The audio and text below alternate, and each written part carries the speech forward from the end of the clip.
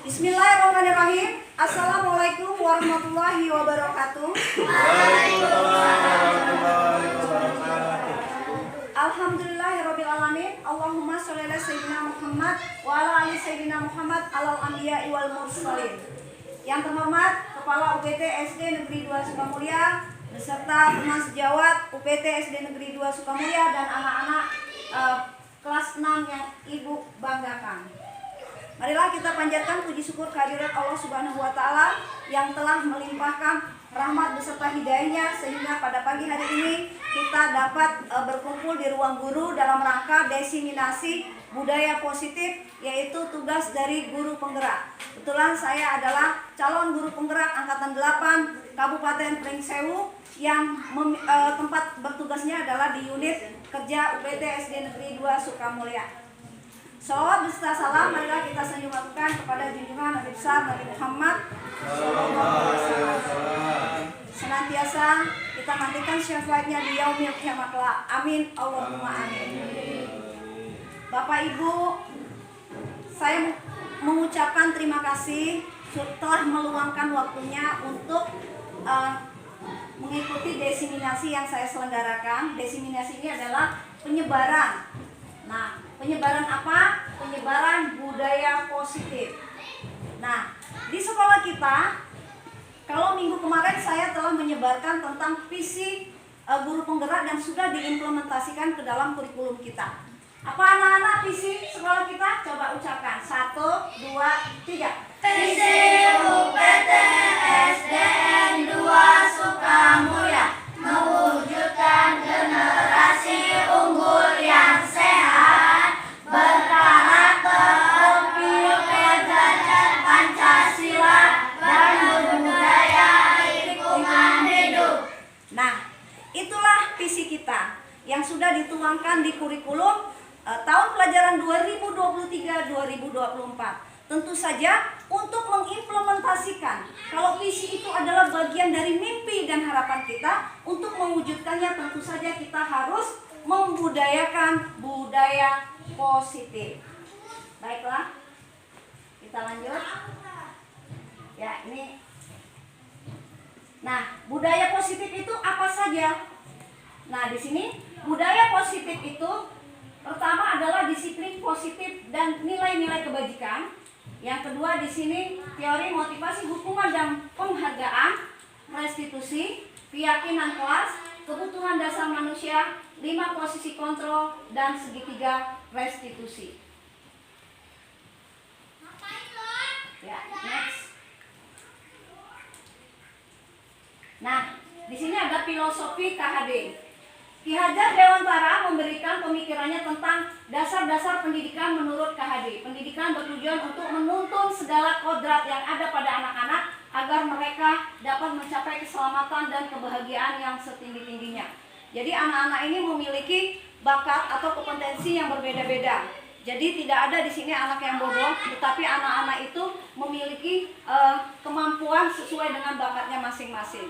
Kalaupun itu kita belum maksudnya masih sama-sama, nah itulah tugas dari guru untuk menebalkannya, seperti itu.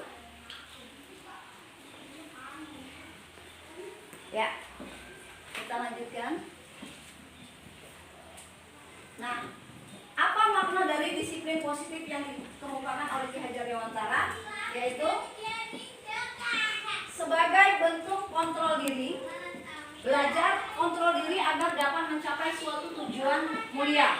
Tujuan mulia di sini mengacu pada nilai-nilai, prinsip-prinsip mulia yang dianut seseorang. Kita namakan nilai-nilai tersebut sebagai nilai-nilai kebajikan.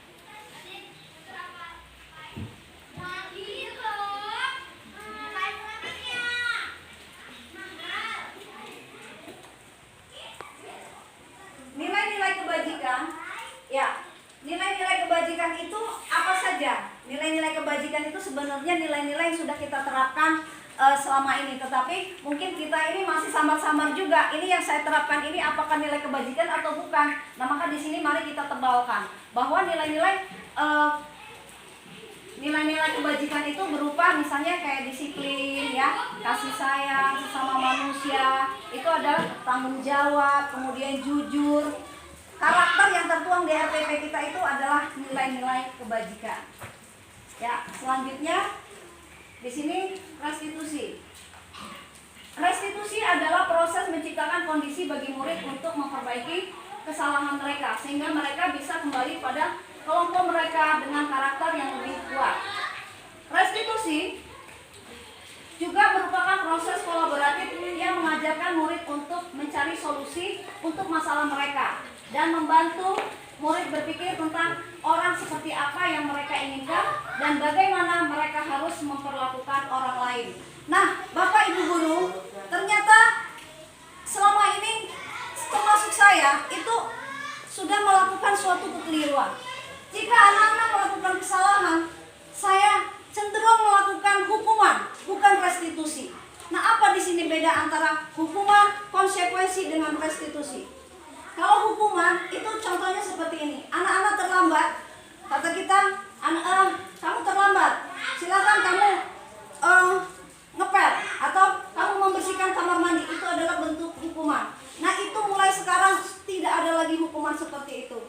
Karena hukuman itu akan menyakitkan. Anak-anak ini akan terekam sampai dia dewasa, bahkan sampai kakek nenek dia akan merekam. Guru itu telah menghukum saya, dulu saya terlambat. Padahal saya terlambat itu mengantarkan ibu saya ke rumah sakit katanya. Tapi saya langsung disuruh membersihkan kamar mandi. Maka mulai saat ini stop untuk hukuman. Konsekuensi ini lebih baik ketimbang hukuman. Contohnya, kita buat dulu kesepakatan kelas. Anak-anak, kita buat kesepakatan kelas. Contohnya, jangan buang sampah sembarangan. Langsung kita buat konsekuensinya. Jika membuang sampah sembarangan, maka anak-anak akan diberikan konsekuensinya, yaitu misalnya menyapu kelas. Tapi itu sudah disepakati, maka itu tidak akan menyakitkan bagi anak-anak. Itulah konsekuensi.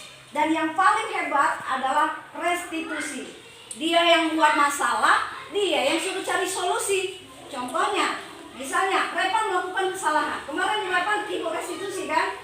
Kita tanya, Repan kenapa ibu panggil? Dia menjelaskan.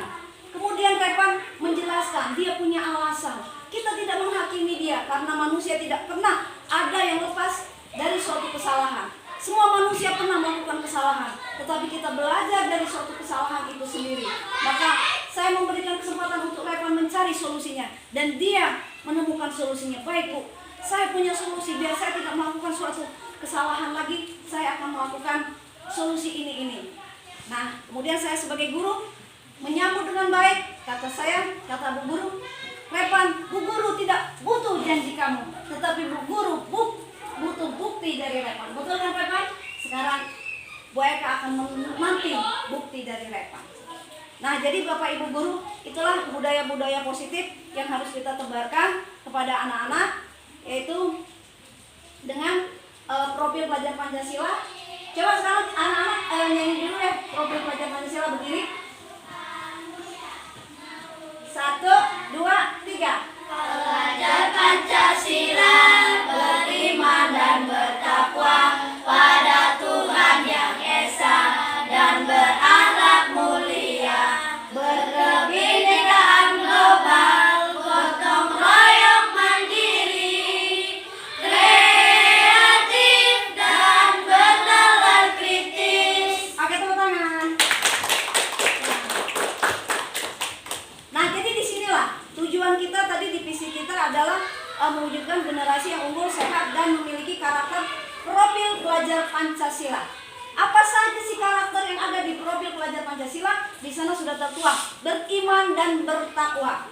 Oh ya, selama ini kita sudah melaksanakan dengan berdoa sebelum dan setelah belajar, kemudian dilanjutkan dengan doa-doa pendek ataupun dengan tadarus. Kemudian berkebinekaan global. Di sini karena mereka ini dari bahasanya juga udah berbeda-beda, kemudian dari warna kulit juga berbeda. Di sini kita menerapkan anak-anak harus saling menghormati, walaupun dari suku yang berbeda, kemudian dari warna kulit yang berbeda, tetapi saling menghargai. Kemudian mandiri, anak-anak di sini sudah bisa menentukan sumber belajar yang mana yang tepat bagi anak-anak. Di sini kita berikan kesempatan untuk anak-anak mandiri. Ya, di sini ada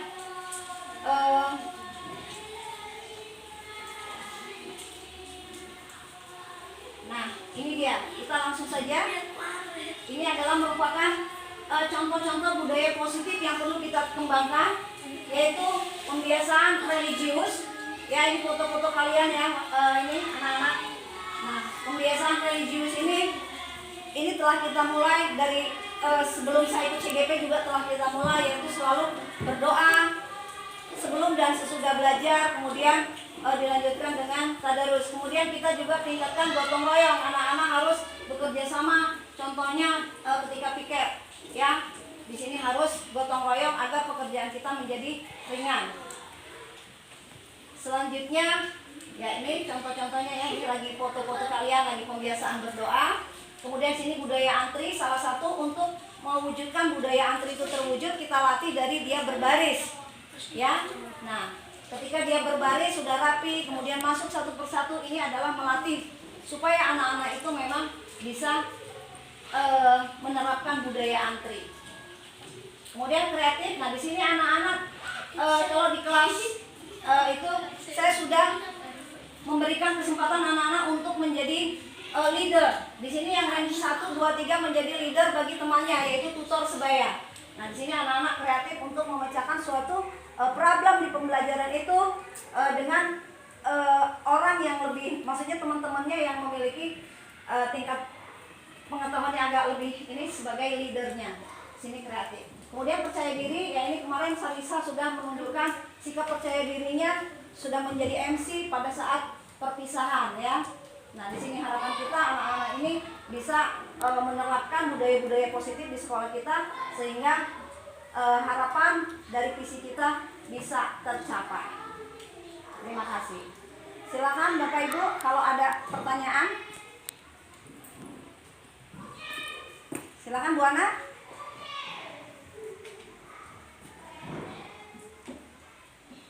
Ada Bu Ana? Belum. Bu Milen, silakan Bu Milen bertanya, silakan diberikan kesempatan bertanya. Cukup? Bu, masih sedikit aja Ya. ini ya. Ini Bu masalah tadi kesepakatan itu hukuman, gitu ya. Bedanya loh, beda tipis menurut saya itu karena yang hukuman mandiri itu tetap hukuman, kemudian yang kesepakatan itu menurut saya itu hukuman yang disamakan. Apakah bedanya hukuman mandiri dengan hukuman yang ada kesepakatan? Terima kasih. Baik, terima kasih, bagus sekali. Nah, itu tadi berarti Bapak menanyakan apa sih bedanya antara hukuman dengan konsekuensi lah gitu ya Pak ya. Nah, kalau hukuman itu biasanya tidak ada kesepakatan terlebih dahulu Pak. Ya, itu tidak ada kesepakatan. Tahu-tahu anak-anak begitu dia misalnya tidak mengerjakan PR, silakan kamu berdiri ke depan. Tanpa ada kesepakatan yang kita buat, maka di pembelajaran baru setiap di semester awal kita buat kesepakatan kelas. Anak-anak misalnya kita buat kesepakatan kelas. Nah, jadi anak-anak nanti akan diberikan kesempatan untuk dia mengeluarkan ide-ide. Kira-kira kesepakatan kelas seperti apa yang akan kita sepakati? Misalnya kata anak-anak, Bu, berdoa sebelum dan sesudah belajar. Nah, catat. Kemudian jangan buang sampah sembarangan. Nah, kalau ada jangan, itu kan kalimatnya negatif Pak. Nah, jadi jangan kita menghilangkan kalimat negatif. Kita buat dengan kalimat yang positif. Buanglah sampah pada tempatnya, seperti itu ya. Atau menjaga kebersihan. Nah, itu kan lebih positif. Jangan ada lagi kata jangan. Nah, kemudian perbedaan antara hukuman dengan konsekuensi itu tadi Pak. Kalau hukuman itu tidak ada kesepakatan terlebih dahulu. Ujuk-ujuk kita begitu dia, nah itu ada bahasa ujuk-ujuk, tiba-tiba begitu dia tidak mengerjakan PR, berdiri ke depan. Dia akan malu, dia akan teringat, saya pernah dihukum sama Bu Eka, nggak ngerjakan PR, saya suruh berdiri di depan. Sampai 2 jam lagi, capek banget kaki saya. Awas loh, kata dia, nanti kalau menjadi orang sukses, awas loh, misalnya seperti itu ya. Nah, itu adalah hukuman, tetapi kalau konsekuensi, mereka akan dengan melatih tanggung jawab. Karena sudah disepakati anak-anak, jika anak-anak nanti tidak mengerjakan PR, maka bagaimana kesepakatan konsekuensinya seperti apa? Misalnya kata anak-anak, Pak, saya akan siap merapikan perpustakaan. Bagaimana, tanyakan dengan teman-teman yang lain, sepakat atau tidak?